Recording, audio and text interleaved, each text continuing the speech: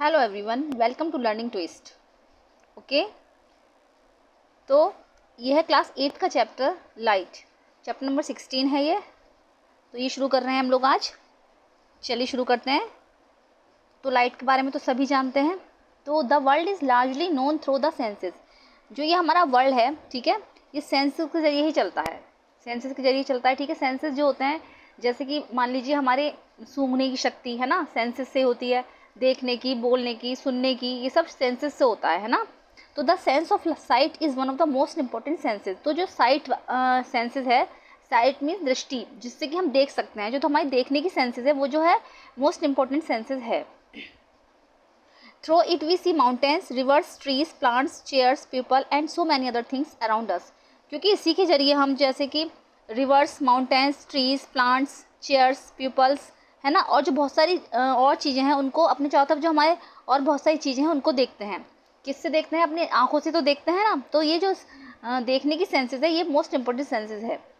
तो we also see clouds, हम बादल भी देखते हैं। Rainbows and birds flying in the sky, rainbow दिखाई देता है हमको। और जैसे कि पक्षी आकाश में उड़ रहे होते हैं, तो इसको देखते हैं। At night we see the moon and the stars, और रात में हम मून देखते हैं और स्टार्स देखते हैं, ठीक है। You are able to see the words and sentence printed on this page. और क्या करते हो, जैसे कि अब हम पढ़ रहे हैं ये, तो इस पर जो वर्ड्स और सेंटेंस लिख रहा है, प्रिंटेड हैं, तो ये भी हम अपनी आंखों के जरिए ही तो देख पा रहे हैं। तो how is seeing made possible? तो ये सब पॉसिबल कैसे होता है? जैसे कि देखने की हमारी शक्ति है, तो हम कैसे देख पा रहे हैं, ये सब पॉसिबल कैसे है? 16.1 देखेंगे कि व्हाट मेक्स थिंग्स विजिबल। तो क्या ऐसा है जो कि इन चीज़ों को देखने के लिए, विजिबल करने के लिए, क्या ऐसा है जो इनको विजिबल बनाती है, ठीक है। Have you ever thought, okay, have you ever thought how we see various objects? क्या आपने कभी सोचा कि इतने सारे जो ऑब्जेक्ट्स होते हैं उनको हम कैसे देखते हैं? You may say that I see the objects. आप लोग ये कह सकते हो कि हम अपनी आंखों से उनको देखते हैं। But can you see an object in the dark? लेकिन क्या आप अपनी आंखों से अंधेरे में देख सकते हो? तो it means that eyes alone can not see any object. इसका मतलब यह है कि आपकी जो आंखें हैं, सिर्फ अकेले ही वो ऑब्जेक्ट को नहीं देखती हैं। It is only when light from an object enters our eyes that we see the object. ये तब होता है जब लाइट हमारी आंखों के अंदर एंटर करती है और हम ऑब्जेक्ट को देख पाते हैं, ठीक है। अगर आप लोग ये बोलोगे कि हम अपनी आंखों से देखते हैं, तो आंखों से तो आप अंधेरे में भी देख सकते हो या नहीं? ये तब होता है, ठीक है। तो आंखें खाली नहीं देखती हैं, ये तब होता है जब लाइट हमारी आंखों के अंदर एंटर करती है और फिर हम उस चीज़ को देख पाते हैं। The light may have been emitted by the object or may have been reflected by it. और जो लाइट होती है उस ऑब्जेक्ट पर इमिटेड भी हो सकती है या फिर उसको रिफ्लेक्ट भी कर सकती है ना। तो you learn in class 7th that is a polished or a shiny surface can not as a mirror. आपने क्लास 7 में पढ़ा था कि अगर एक पॉलिश सरफेस है ना, पॉलिश या फिर शाइनी सरफेस, वो मिरर नहीं हो सकती, can act as a mirror, एक मिरर की तरह काम करती है। जैसे पॉलिश या फिर वैसी सरफेस है, तो वो जो है एक मिरर की तरह काम करेगी। A mirror changes the direction of light that falls on it. और जो मिरर होता है वो लाइट की डायरेक्शन को चेंज कर देता है। Can you tell in which direction the light falling on a surface will be reflected? तो क्या आप ये बता सकते हो कि जो लाइट का डायरेक्शन है, ठीक है, किस तरफ से गिर रहा है और किधर रिफ्लेक्ट हो रहा है वो, ठीक है। Let us find out. आइए इसको जानने की कोशिश करते हैं। तो एक होता है लॉज ऑफ रिफ्लेक्शन। रिफ्लेक्शन का एक रूल है, ठीक है। जैसे मान लीजिए हमारे पास ये मिरर है, ओके, तो ये मिरर है ना, ये मिरर की सरफेस है, ओके। तो जैसे मान लीजिए जब एक रे आएगी तो वो यहाँ पर आएगी, है ना, इधर से गिरेगी, ठीक है। तो ये इंसिडेंट रे हो गई हमारी, है ना। और जब ये इधर से आके इसको रिफ्लेक्ट करेगी तो ये रिफ्लेक्टेड रे हो गई, ठीक है।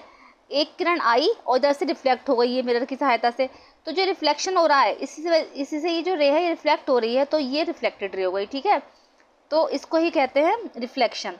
तो after striking the mirror the रे of light is reflected in another direction. क्योंकि आई मिरर, वो आई रे और वो अनदर डायरेक्शन में रिफ्लेक्ट हो गई। तो द लाइट रे विच स्ट्राइक्स एनी सरफेस, ठीक है, ऐसी लाइट की रे विच स्ट्राइक्स एनी सरफेस, जो कि किसी भी सतह पर पड़ सकती है, इस कॉल्ड द इंसिडेंट रे। तो ये तो हमारी हो गई इंसिडेंट रे।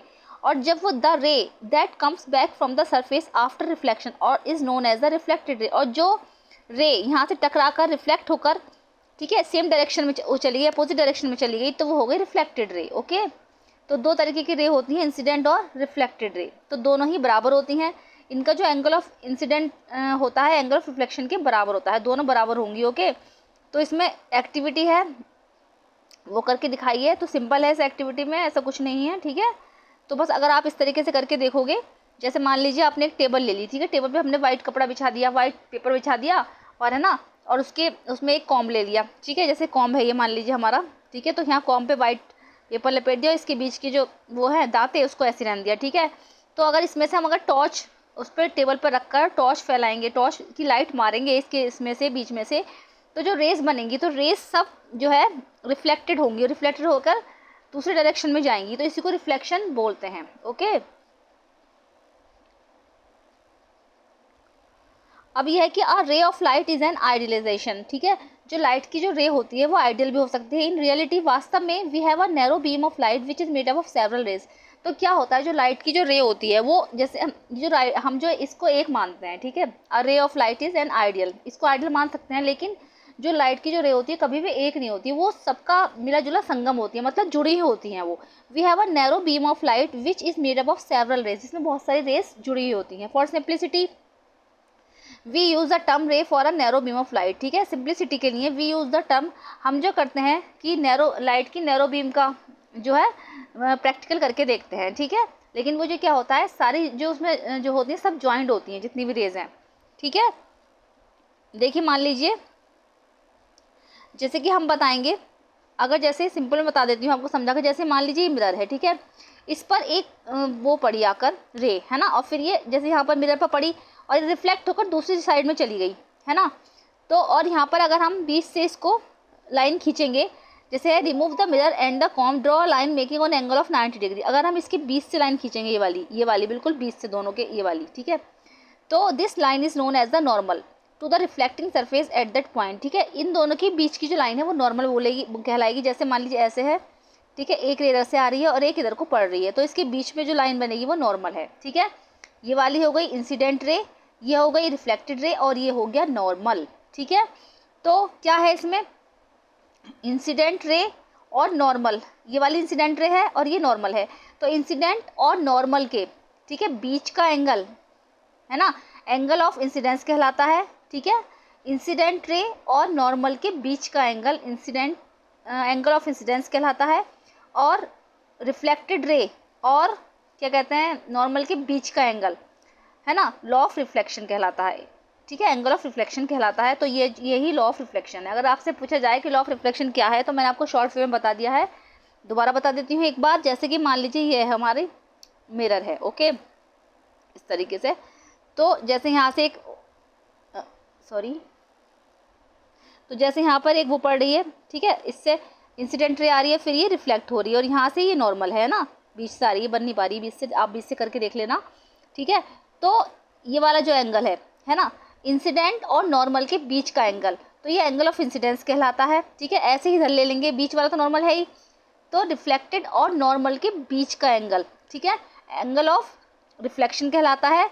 तो this is known as the law of reflection, ठीक है। तो यही है लॉ ऑफ रिफ्लेक्शन, इसको ही लॉ ऑफ रिफ्लेक्शन बोलते हैं। ओके, अब आगे बढ़ते हैं। देखो ये वही एक्टिविटी जो मैं अभी बता रही थी, ठीक है।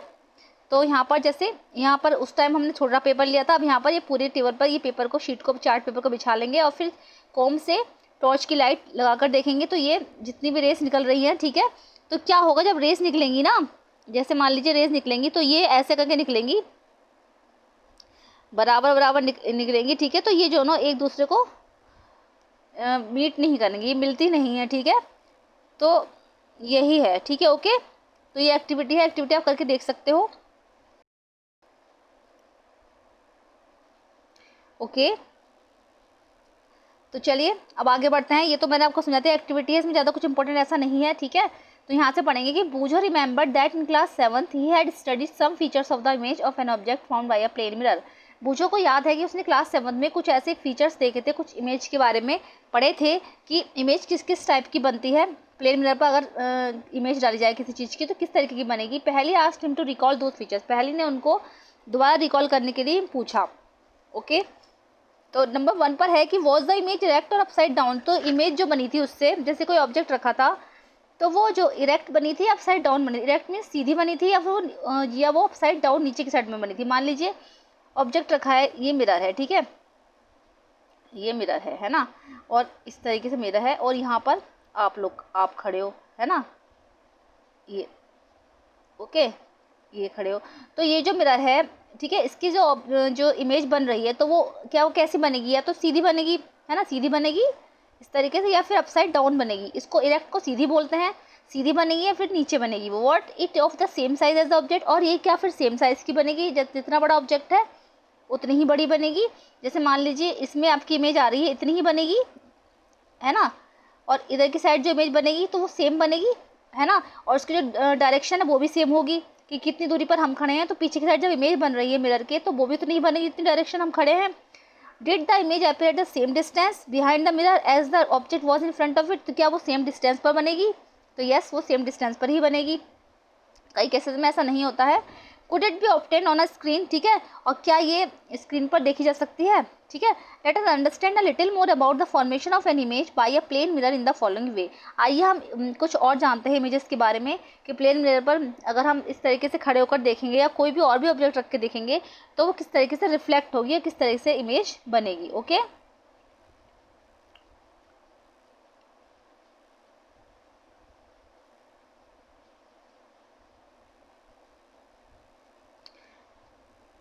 You may recall that in an image formed by a mirror, the left of the object appears on the right and the right appears on the left. This is known as the lateral inversion, ठीक है।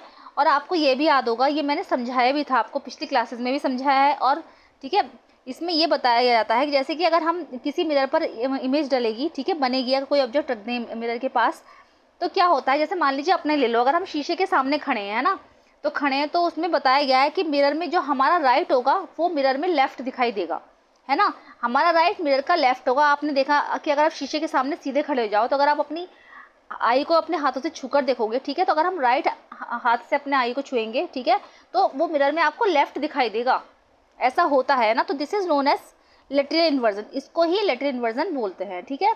दोबारा मैं बता देती हूँ कि you may recall that in an image formed by a mirror the left of the object appears on the right and the right appears on the left, क्योंकि mirror में जो इमेज बनती है ऑब्जेक्ट की, अगर किसी मिरर में, simple mirror में देखा जाएगा, तो अगर उसमें राइट दिखाई दे रहा है तो राइट का लेफ्ट दिखाई देगा ऑब्जेक्ट का, और ऑब्जेक्ट का लेफ्ट राइट दिखाई देगा। तो this is known as the lateral inversion, इसी को ही लेटरल इन्वर्जन बोलते हैं। ओके, अब नेक्स्ट आता है 16.3 रेगुलर एंड डिफ्यूज रिफ्लेक्शन। ये क्या होता है, इसके बारे में बात करेंगे हम नेक्स्ट वीडियो में। मिलते हैं नेक्स्ट वीडियो में। Thank you so much.